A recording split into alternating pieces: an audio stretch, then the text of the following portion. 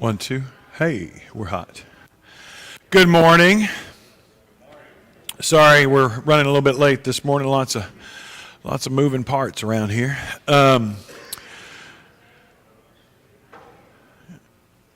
Welcome everybody. If you're joining us for the first time, or if you're not usually here, we're glad you chose to be with us this morning. As I said, this is our Sunday morning auditorium class, and we are studying the life of David. If you haven't been with us, we have been walking through 1st and 2nd Samuel, sometimes at a snail's pace, but we've been making it. We are in 2nd Samuel chapter 11. If you want to go ahead and be turning there.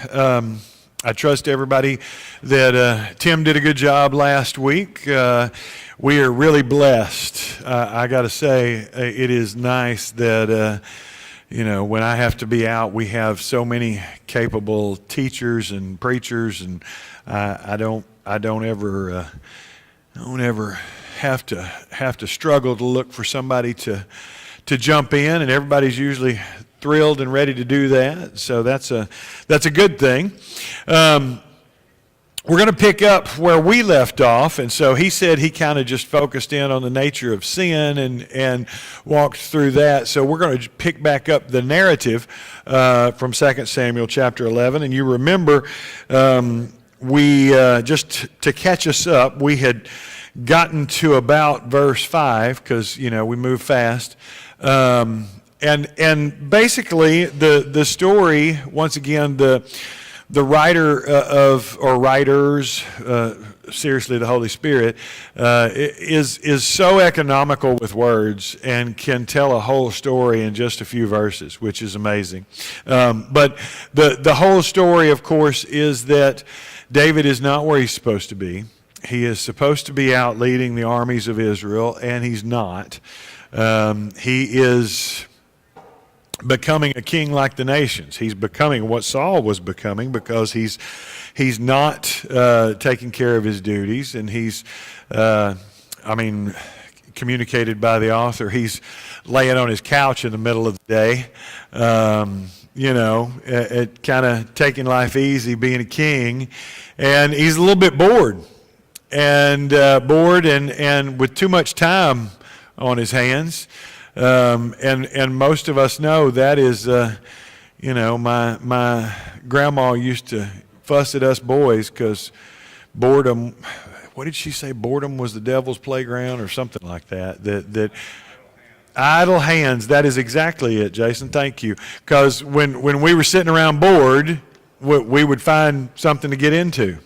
And, that's true of a lot of us, and that's what happens to David. He's sitting around bored, and he gets up in the day to walk around on the roof of his palace, and he sees a woman bathing, and which once again is not unheard of in that culture and in that time. She's up there because that's cooler than being inside. They didn't have indoor plumbing. She didn't have a lot of places to choose from, and she's doing her ritual cleansing because she is just after her cycle, and that was something that she was required to do by law.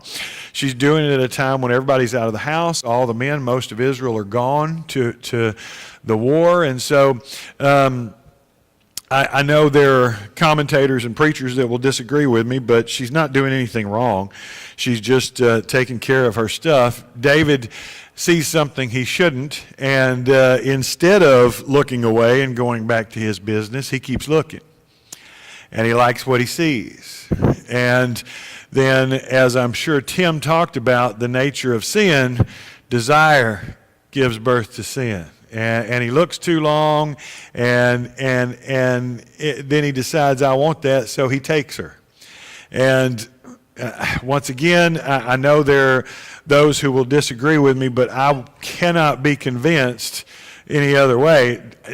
David rapes Bathsheba. She doesn't have an opportunity to say no. She doesn't have the agency to say no. She doesn't have a way to say no. The king, if you read the text, it gives there's no questioning. He sees her, he sends for her, he takes her. Then when she comes to the palace, he takes her. It's pretty blatant. And then he discards her. I mean, it's not like he's taking her to be a wife. He's taking her for his momentary pleasure, and then he sends her back home. And in his mind, he's done with it. He had his afternoon of fun. He's back to life as usual. And then in verse 5, and the woman conceived, and she sent and told David, I am pregnant. And that's when the bomb drops, the shoe drops, whatever you want to call it. Now, stop for a minute, and it's easy for us to get so focused on this because we are walking through the life of David that we don't think about. Stop and think about the implications of this for Bathsheba for a moment. Her husband's out of town through no choice of his own. She's not doing anything really wrong. She is taken against, well, we don't know whether it was against her will. I can't totally say that, but I can say she was taken. And now she's pregnant. In that culture, that is grounds for death. Wow, that was harsh. Not divorce, death.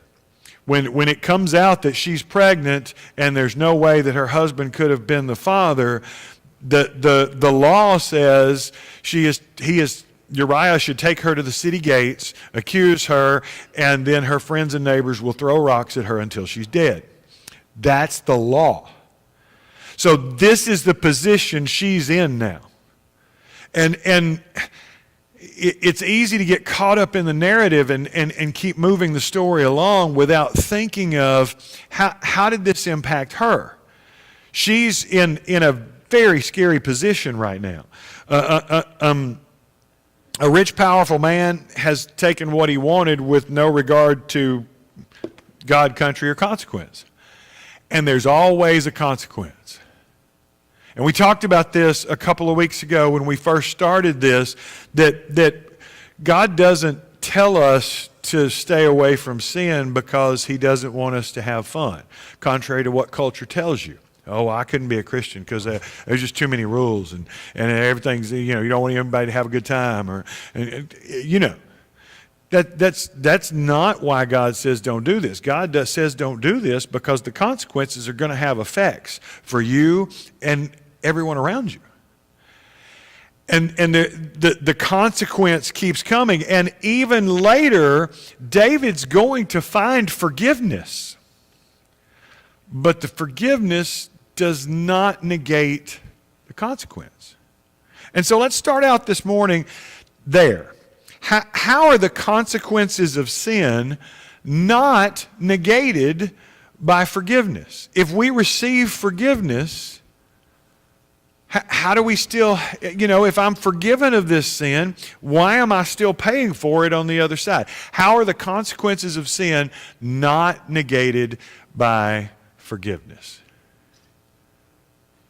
When somebody's put in TDC for murder, which is what David did and adultery,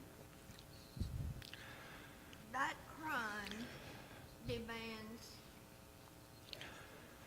that it be punished. A lot of times it's for death. Okay, that's the way God's law is. Only his law is perfect.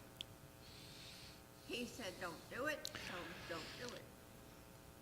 She said that when somebody gets put in TDCJ for murder, or which is what David ends up doing, that crime demands justice. And God's law is the same way. And I would add that, again, that sin, that crime, is going to have rippling effects. If they have a family, and regardless of what that family is, whether it's a wife and kids, parents, brothers and sisters, it affects other people in that circle. And you can't help it. And then we haven't even talked about the victims. That's just the perpetrator. And so, yeah, Miss Norma, you were saying some things. No, I was just. Same thing? Okay. It demands justice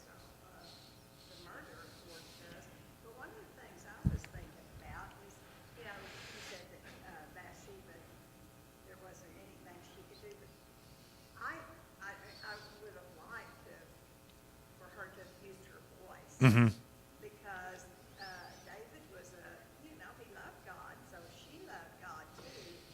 Maybe she could have convinced. Absolutely. And she brings up the point that we would like to have seen Bathsheba use her voice more. And we don't know. She may have. And we don't know totally that. When I say rape, it gives us pictures of violence. And we don't know that she fought back in that way.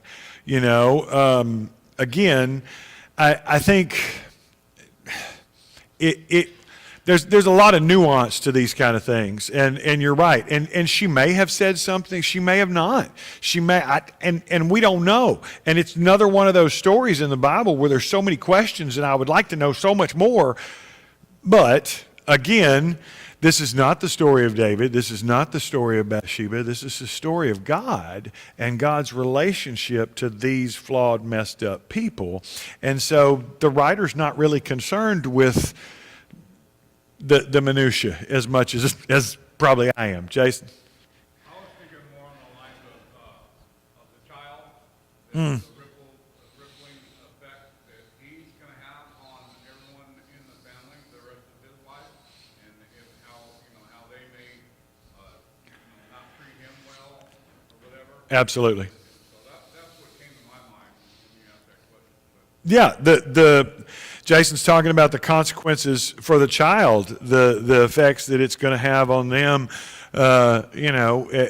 being the product of that type of union, and how the rest of the family is going to treat them and those kind of things. Nick? He's a king. He sent for her. There ain't no talking about it. Right. Everybody's on the same page. He's the king. He's the king. He sent for her, and there's not really any talking about it. There's not really any wiggle room. And I agree with that, Miss Tony. On Jason.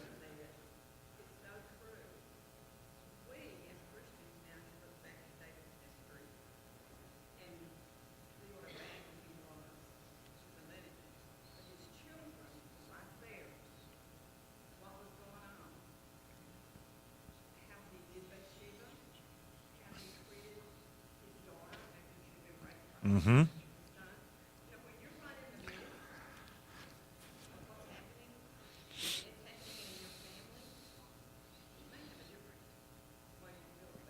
Absolutely. Absolutely. And we're going to see, once again, the consequence of not only this sin, but David not being where he's supposed to be in other areas. Not being the father, not being the leader, because that's going to have ripple effects that will go on through all of his family and all of his children for really generations. I mean, I think you can make the case that ripple carries off on through Solomon and Rehoboam, and I mean, it's not. So immediately David sets about trying to find ways to cover this up. And once again, we can judge him, but we do the same things. He's gonna try to sweep it under the rug, and he calls her husband back from the front lines. The idea that he's gonna go home and sleep with his wife, and then he'll believe the child is his, and everything will be fine. Brilliant plan, right? Except Uriah, in this situation, in this moment at least, is a better man than David. Read with me, verse 6. So David sent this word to Joab, "Send me Uriah the Hittite." And Joab sent him to David. When Uriah came to him, David asked him how Joab was, how the soldiers were, and how the war was going. Now, I can't help but laugh. This is like a little bit of comedy here. And maybe it's just the way my brain works, and that's fine. I understand that. I can accept that. But, you've slept with this man's wife. She's pregnant. You call him back in, and, "Hey, Uriah, how's Joab? How's everybody else doing? Is the war going okay?" It's just like the small talk and the weirdness of it. And I'm sorry. Then verse 8. Then David said to Uriah, "Go down to your house and wash your feet." So Uriah left the palace, and a gift from the king was sent after him. But Uriah slept at the entrance to the palace with all his master's servants and did not go down to his house. Now, there are a couple of things here that we have to remember. In Scripture, feet are many times a euphemism for the unmentionables. And you'll see in a couple of instances, he uncovers his feet is a euphemism for exposing the lower half of his body.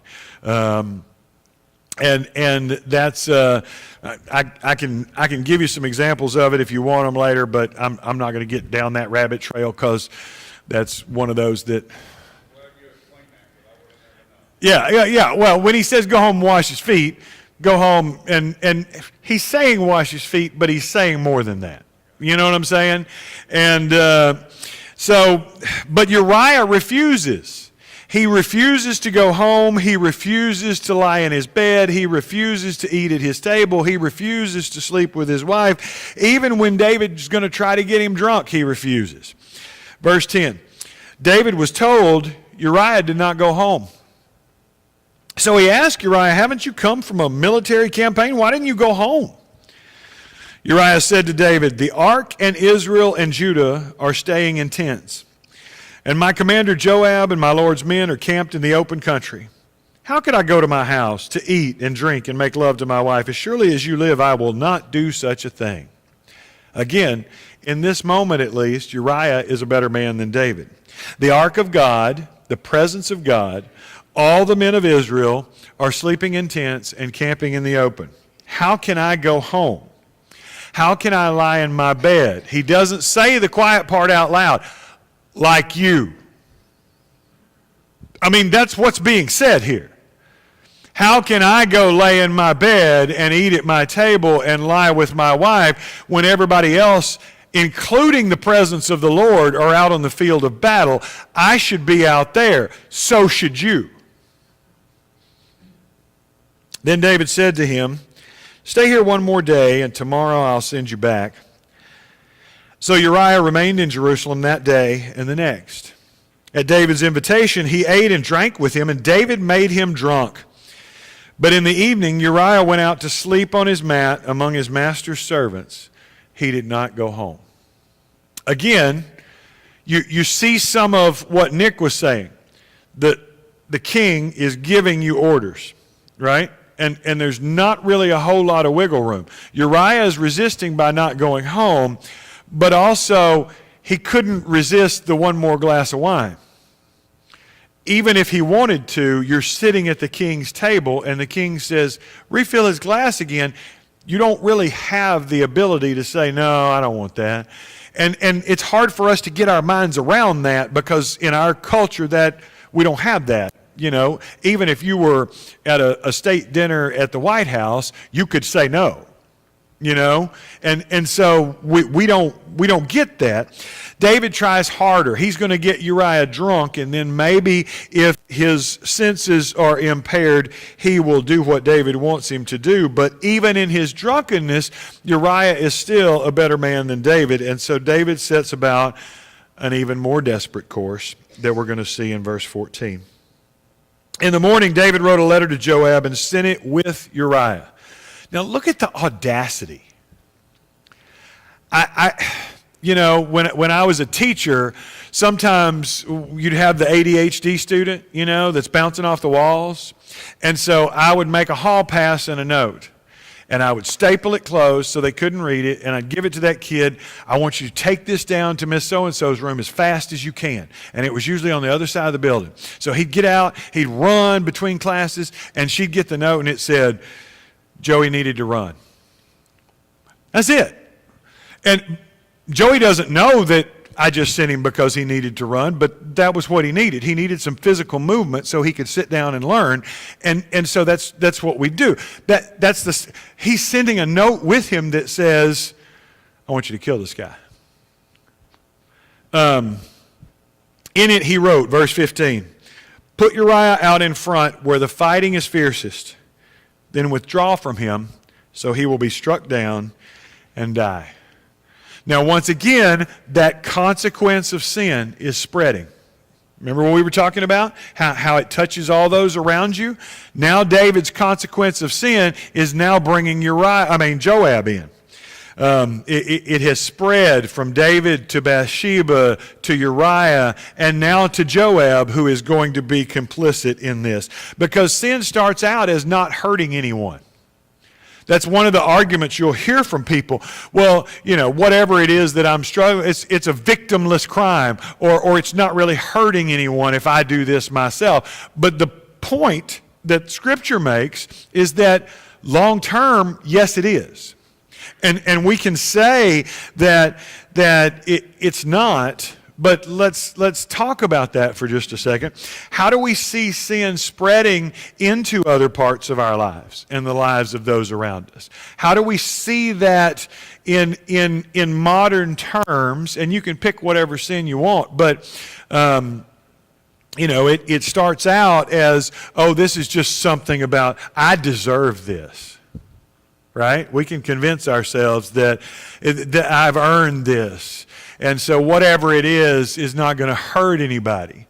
And it may start out like that at first. And then as it escalates, as it spreads, it is hurting other people. And how do we see that happening in modern times as sin spreads out into the lives of those around us? Say it again, Nick. It becomes a mountain of sin. And what started out as a little thing, this is what James is talking about in James 1. It starts out as a little thing and it grows. And it grows. And it grows. And it spreads. And so now David's affected. Bathsheba's affected. Uriah's affected. Joab's affected. Tony brought up the children David already has and wives are now affected. It's spreading. And you'll see people nowadays, one of the ones that pops into my mind, a lot of young men in our culture today, complacency, boredom, and they find their way to some pornography. And even when I was teaching, when I was a youth minister, and you'd get a parent and they'd come in and I'd say, have you checked his computer history? Back then we didn't have it on phones, but have you checked his history? He's probably looking at porn. No, my kid wouldn't do it. If you have a teenage boy, he's looked at porn. I'm sorry. It's just too prevalent in our society. My generation, we'd all huddle around in the locker room because Tommy brought in a magazine he found under his dad's mattress. Nowadays, they have stuff we couldn't even imagine in their pockets because they can find all kind of things, and it's just there. And I'm going to stop and take a little a caveat here. I'm going to announce this morning. That's today, right, Gary? We're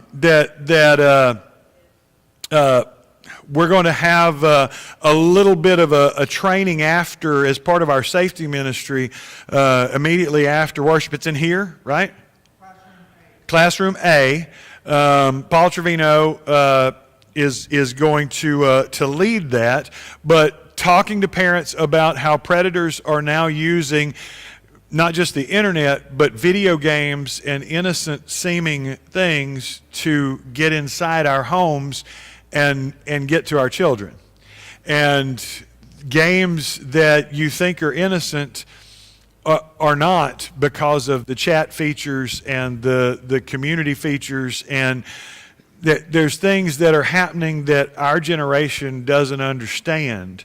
And so if you want to make plans to hear some of that, I encourage you to do that this morning immediately after worship, Classroom A.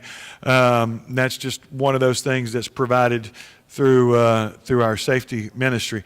But the porn is a good example. It's not hurting anybody. I'm not hurting anybody. But before long, it is. Because you start to see changes.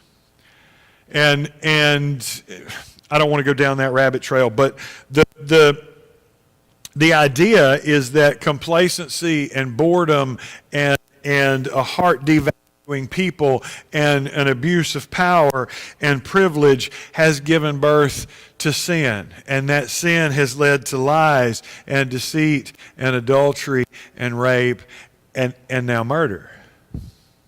And it all started with not being where he's supposed to be and being bored.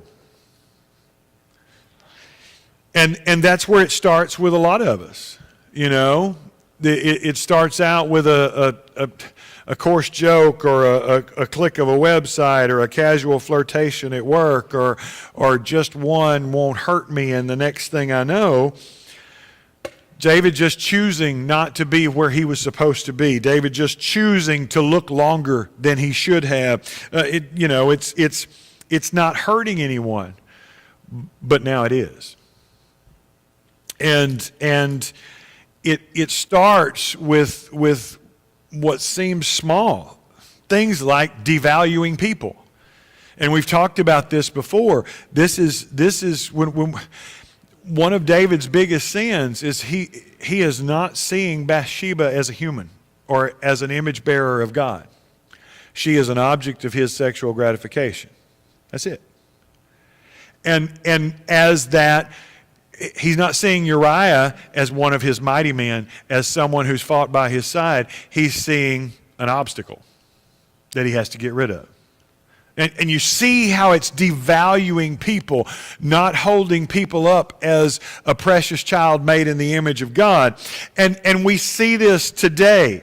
The public shaming of assault victims, the letting people off with, oh, boys will be boys. Or that's locker room talk, or whatever. You've heard this in our culture. And oh, it's not that big a deal, and y'all are just making too big a deal. And it is a big deal, because what starts out as nothing can snowball into something else. Verse 16. So while David had the city under siege, he put while Joab had the city under siege, he put Uriah at a place where he knew the strongest defenders were. When the men of the city came out and fought against Joab, some of the men in David's army fell. Moreover, Uriah the Hittite died. Joab sent David a full account of the battle. He instructed the messenger, when you finish giving the king this account of the battle, the king's anger may flare up. And he may ask you, why did you get so close to the city to fight? Didn't you know they would shoot arrows from the wall? Who killed Abimelech, son of Jerubbesheth? Didn't a woman drop an upper millstone on him from the wall so that he died in Thebez? Why did you get so close to the wall? If he asks you this, then say to him, moreover, your servant Uriah the Hittite is dead. And David's not the only shrewd one here. Joab may not know all the details of what's going on, but he knows enough to know that he was instructed to make sure Uriah died. And so when you give this report, David's going to be mad because this is not good tactics, but these are the tactics he told me to use. Put him up front where the fighting is fiercest and then pull back from him. And so when David gets mad and say, why'd you fight like this? This is stupid. This is a stupid battle plan. What are you doing? You say, oh, by the way, Uriah is dead, which communicates a couple things. First of all, I did what you told me, but second of all, I wouldn't push too hard because I know something. I may not know what I know, but I know something. You know what I mean? It's not directly blackmail, but it's enough to say, I know enough that you need not come down too hard on me. And Joab, as we've seen, pretty shrewd dude. Verse 22. The messenger set out, and when he arrived, he told David everything Joab had sent him to say. The messenger said to David, the men overpowered us and came out against us in the open, and we drove them back to the entrance of the city gate. Then the archers shot arrows at your servants from the wall, and some of the king's men died. Moreover, your servant Uriah the Hittite is dead. David told the messenger, say this to Joab, don't let this upset you. The sword devours one as well as another. Press the attack against the city and destroy it. Say this to encourage Joab. So now we're still sweeping under the rug. Now we're pretending. We're pretending to be the concerned king. We're pretending to be the concerned military leader. And this has to get exhausting. Don't you think? It has to get exhausting to have all this turmoil inside of you. All this you're holding in, but you can't really share because it's wrong. But you got to pretend, so you're going to fake it out here when inside you, it's got to get exhausting. It's got to get draining, this constant need to cover up. The problem with this life, when we do that, is that then we start to believe it. Verse 26. When Uriah's wife heard that her husband was dead, she mourned for him. After the time of mourning was over, David had her brought to his house, and she became his wife and bore him a son. Now, in the time of David, the standard Jewish period for mourning was 7 days. And for 7 days, they would do nothing but grieve. And that was the accepted, they were accepted that they wouldn't go to work, they wouldn't leave the house, they wouldn't, it really is divided into 4 periods. The first 3 days are weeping and lamentations. Then on the 7th day, the deceased is eulogized. The mourners stay inside the house. Especially for a widow, the clothes of mourning would be worn for 30 days. Personal adornment is neglected, fixing your hair or anything like that. But somewhere after that 7-day mark is when David would have her brought to the palace. So maybe it'll come out in the next chapter, but can you clarify something for me? Yeah. The son that she bore, was that from the rape, or was it? Yes, the one that's about to be talked about is the child that she sent him in verse 5 and said, I'm pregnant. Okay. And Say his name after a while, right? I don't know. I don't think so. No, it's fine. But again, Bathsheba's not really given a whole lot of choice. She can't go home. I mean, for a woman in that culture, she can't own property. She can't hold a job. She doesn't have any agency whatsoever. And Uriah is listed as the Hittite, as a foreigner. So I don't know if there was, because in Jewish society, she would have been gone with the inheritance of whatever Uriah owned to his next male relative. And she would have been part of that male relative would have been responsible for taking care of her as well. But we don't see that, and I don't know if that's because the Hittite didn't do that, or we don't know. Once again, lots of questions. Well, yeah, and maybe. She can't go back to her father. That would have been one of the options for a woman. She can't go back on the marriage market because now she's sullied. She's not going to be prime marriage material, okay? That's why, and you've heard me say this before, it's why we see so many prostitutes in that culture and in the Bible, is because that's one of the only options that was available to a woman. If you couldn't go back to your husband, I mean, if you didn't have a husband, you didn't have an adult son, you didn't have a father to go back to, you couldn't most of the time get remarried because men didn't want a woman who had already been married, and therefore they really didn't have very many options. You could beg, you could prostitute yourself. That's about it. And so Bathsheba here is taken and wed to David. And once again, that was common. The idea of the harem was common in those Eastern cultures, that kings would just take more wives if they wanted them. The fact that he takes her as a wife and not as a concubine would have raised some eyebrows, because most of the time a king especially is taking wives for the purpose of building treaties. You would take a wife, the princess of whatever country, because that was a treaty between you and that country. And so wives were very ceremonial, and that's why there was a number of wives, but also a number of concubines, because that you can make the jump yourself. I'm not going to go into detail on how that would work, but she comes and she is taken, and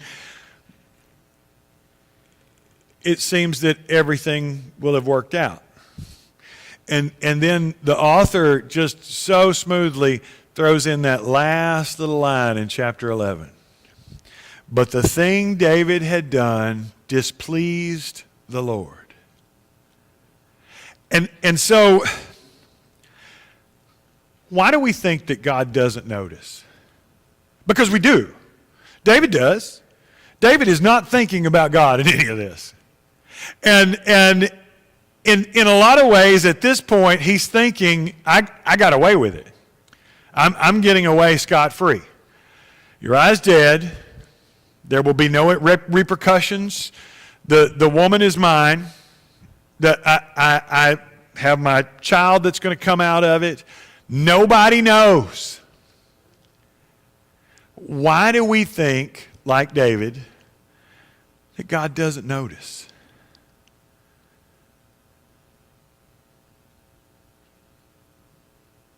Jason? Even, I don't know if I'm saying this right. That's all right. Even when you're alone, God knows what you're doing. Mm-hmm. And we should have known that. We know that, but a lot of times we don't think. We know it, but we don't think about it. And you'll hear people say, well, I can't come to church because you don't know everything I've done. I used to say that. I can't come to... I had a couple of elders and a minister when I was young saying, oh, you should go into ministry, you should go into youth ministry, you should do that. I said, you don't know what I've done. I'm not doing that. No, you don't want me doing that. And one of them finally got tired of my nonsense and said, God does. God knows everything you've ever thought about doing, not just what you've done. And let that hit you. You know? God knows what I've thought about doing, not even what I've done. And yet he loves me anyway. And this guy took me through, David was one of the examples that he used. That's why I love this story so much, because he said, have you done anything like this? No. Well, see there? And this guy was called a man after God's own heart. And so I think there's, once again, as I said at the beginning, when we try to justify or sweep David's sin under the rug or somehow clean it up, we negate the amazing grace and love that God shows him. Because God shows him an amazing amount of God had just made a promise to him a few chapters earlier, right? That I'm going to build a house for you, and I'm going to create a dynasty for you, and your child will forever be on the throne. This should have negated all of that. If this is not a contract breaker, I don't know what is. And yet, God remains faithful. That's amazing. That's good news. Tony?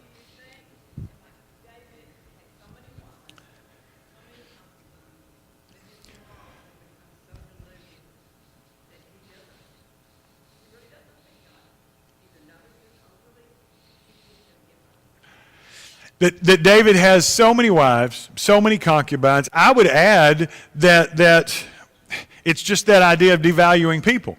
We talked about at the beginning, war has become seasonal at the time when kings go off to war. And David is just even bored with that. There's people dying, and David's bored with it. Nah, I'm going to stay home. And so he thinks that, I don't even know that I would say he thinks God. I don't even think he's thought about God. I think it's separate. And he was probably still going and doing his ritual because, you got to keep up appearances. And so to put it in our vernacular, he was probably still going to church on Sunday. but harboring all this, because in his mind, those things are separate. I don't know why I can't talk. But the thing David had done displeased the Lord, and immediately in 12:1, the Lord sent Nathan to David. Now, we talked about Nathan a little bit. Where did we see Nathan before? Anybody remember? You didn't know there was going to be a test. Chapter 7, we were just talking about the covenant that God had made with David. Remember in chapter 7, David says, how am I living in a palace and the ark is in a tent? I should build a temple for the presence of the Lord. And Nathan says, hey, God's with you. Whatever's on your mind to do it. And then God tells Nathan, no, you go back and tell him, you're not going to build a house for me, I'm going to build a house for you. And there will come a time when your descendant will rise up and build me a house, but right now, you're not going to do that. And that's the first time we've seen Nathan. Now, we don't know much about Nathan. Once again, it's another one of those, he just shows up. We know that he's called a prophet, right? And so that's significant. We know that we don't see him making arrangements to come into the presence of the king. He just kind of strolls in like he's one of the cabinet, one of the advisors. So he had some kind of access, right? He had some kind of official capacity. Jewish tradition says that he studied under Samuel, but we don't have anything that says that. That's just a legend, folklore, whatever. We also know that from Chronicles, there's a couple of mentions of the book of Nathan. So he had written something that is lost to us. Many scholars believe that's now part of Samuel or Kings. But again, no proof of that. We don't have anything to verify that. But Nathan is one of those that I think is important because sometimes I think I don't matter because the world doesn't know my name. I'm not celebrity. I'm not famous. I'm not this or that. Whatever it is, I'm not important. Nathan, we know his name. We don't know much else about him. We don't know. Uriah's at least the Hittite. We got nothing on Nathan except Nathan the prophet. But he's used by God in very, very instrumental ways. And I think where we're going to leave it this morning, because we're running out of time, is that I need to remember that I don't have to be famous for God to use me in very, very instrumental ways. I don't have to be accoladed or accoladed, that's not even a word. I don't have to be lauded or celebrated or lifted up for God to use me in very important ways. Terry? We do know that David named one of his sons after him. We do know that David named one of his sons after him, and that's a big deal. Obviously, it made an impact on David. And once again, he's got to be something to have this kind of access. You don't just walk into the court of the king and start talking to him. I don't care who you are. I don't care where. You know what I'm saying? That nobody has that kind of access. And so there's something there. But I think it's important, and I'm gonna end with this too.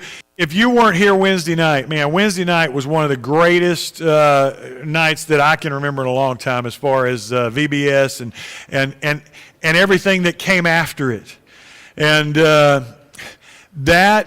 I went home and I was telling Hillary, I was like, what I loved about it is this is what a healthy church looks like. It wasn't preacher driven. It wasn't leader driven. It wasn't program driven. It was disciples making disciples. And people loving and reaching into the lives of other people and God blessing that in ways that have ripples into eternity. And I'm going to leave it mysterious like that so you can ask people, what happened? What did I miss?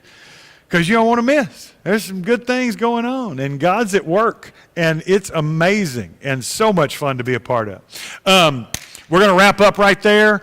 We got to chapter 12. That's a big deal. And next week we'll finish that up. Thank you for your attention and your participation. We got about 11 minutes, and we'll be back in here for worship. Thank you.